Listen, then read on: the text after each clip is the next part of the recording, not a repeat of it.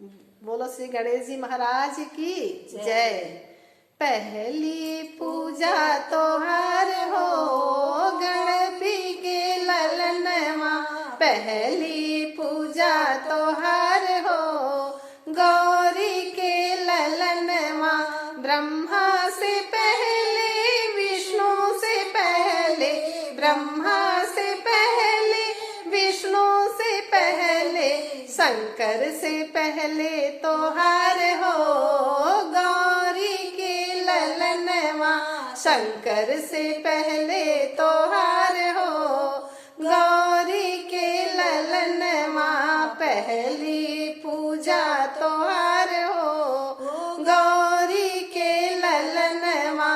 गंगा से पहले यमुना से पहले, गंगा से पहले यमुना से पहले, सरयू से पहले तोहार हो गौरी के ललनवा।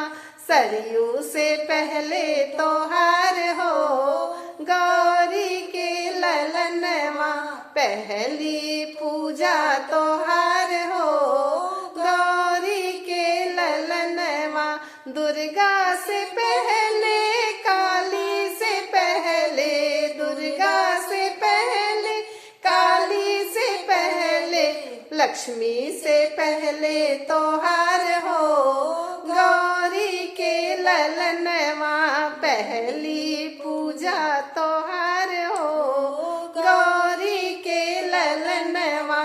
चंदा से पहले सूरज से पहले, चंदा से पहले सूरज से पहले, तारों से पहले तोहार हो गौरी के ललनवा। तारों से पहले तोहार हो गौरी के ललनवा।